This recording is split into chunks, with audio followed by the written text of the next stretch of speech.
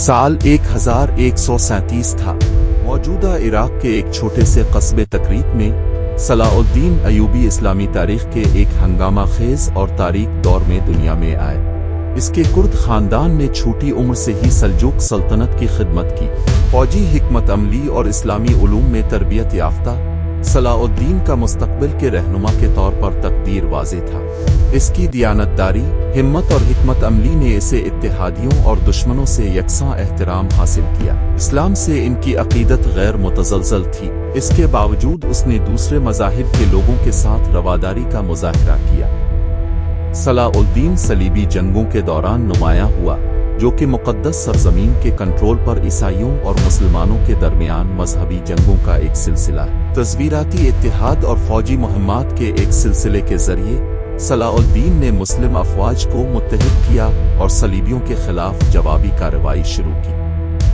फतह की जंग में उसकी फतूहात और यरूशलेम का मुहासरा इस तनाज़ा में अहम मोड़ का निशान बना। 1187 में सलाउद्दीन अयूबी की तरफ से यरूशलेम की फतह कुरून वस्ती की तारीख के अहम तरीन वाक़यात में से एक है। इस यादगार कारनामे ने न सिर्फ सलाउद्दीन को एक मजबूत फौजी रहनुमा के तौर पर तारीख में जगह दी, बल्कि उनकी क़यादत, सिफारतकारी और रहमदिली की नुमायां खुसूसियात को भी जाहिर किया।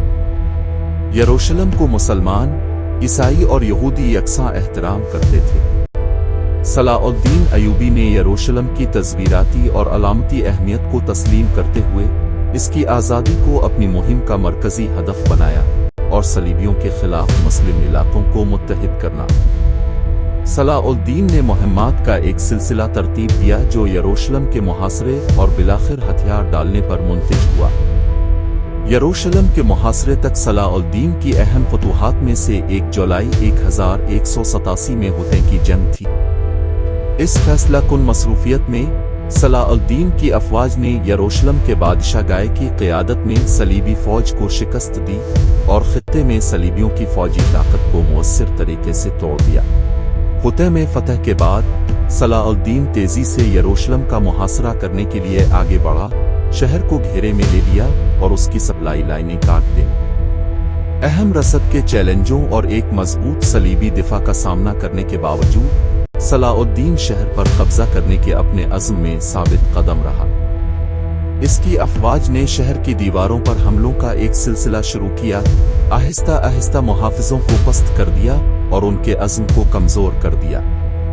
जो जो मुहासरा जारी रहा, सलाउद्दीन को अपनी सफ़ों के अंदर से शहर पर मुकम्मल हमला करने के लिए दबाव का सामना करना पड़ा, जिससे खूनरेजी का खतरा था जो सलीबी कत्ल आम की याद दिलाता था जब उन्होंने पहली बार यरूशलेम पर कब्जा किया था। ताहम सलाउद्दीन गैर ज़रूरी खूनरेजी से बचने के लिए पुरज़्म रहे और तनाज़ा के पुरअमन हल की कोशिश की। अक्टूबर 1187 में कई हफ्तों के मुहासरे के बाद सलाउद्दीन और यरूशलेम के मुहाफिजों के दरमियान मुज़ाकरात के नतीजे में शहर के पुरअमन हथियार डाल दिए गए। 1099 में सलीबियों की तरफ से यरूशलेम की वहशियाना बोरी के बरक्स सलाउद्दीन ने इस बात को यकीनी बनाया कि वहां के बाशिंदों के साथ इज्जत और एहतराम के साथ बर्ताव किया जाए। उसने इन ईसाई शहरियों को महफूज रास्ता दिया जो शहर छोड़ना चाहते थे, और जो लोग मुसलमान तहफ़्फ़ुज़ में रहना चाहते थे उन्हें इजाज़त दी थी।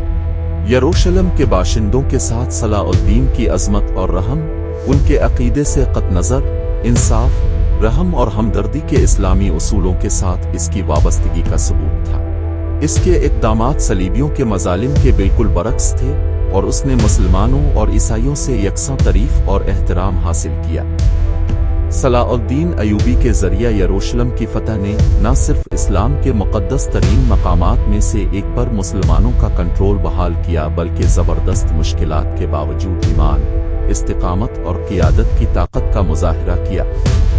मुख्तलिफ मुस्लिम धड़ों को मुत्तहिद करने की सलाउद्दीन की काबिलियत, मैदान जंग में इसकी हिकमत अमली और अपने दुश्मनों के तई इसकी हमदर्दी ने इसे इस्लामी तारीख की एक बुलंद पाया शख्सियत और जुल्म और नाइंसाफ़ी के खिलाफ मुज़ाहमत की एक लाजवाल अलामत बना दिया।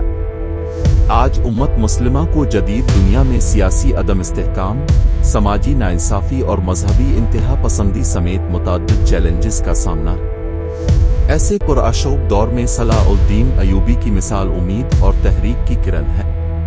صلاح الدین کی قیادت محض فوجی فتوحات سے بالاتر تھی۔ اس نے ہمدردی، رواداری اور انصاف کی خوبیوں کو مجسم کیا۔ فرقہ وارانہ تشدد اور مذہبی عدم برداشت کے دور میں صلاح الدین کی میراث ہمیں مسلم کمیونٹی کے اندر اتحاد اور یکجہتی کی اہمیت کی یاد دلاتی ہے۔ مسلم امہ کو آج ایک بار پھر صلاح الدین ایوبی جیسے ہیرو کی ضرورت ہے۔ یہ آج کی امت مسلمہ کے لیے لمحہ فکریہ ہے کہ ہم نے وہ شان و شوکت کیسے کھو دی جو کبھی ہمارے پاس تھی۔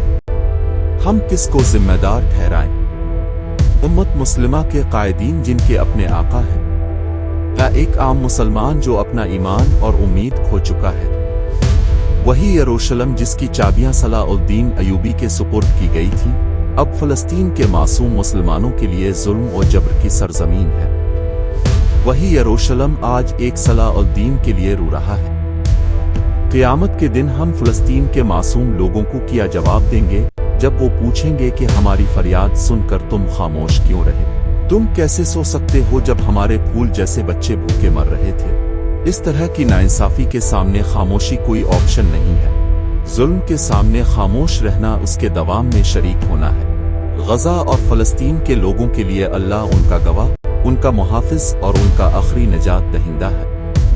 انشاءاللہ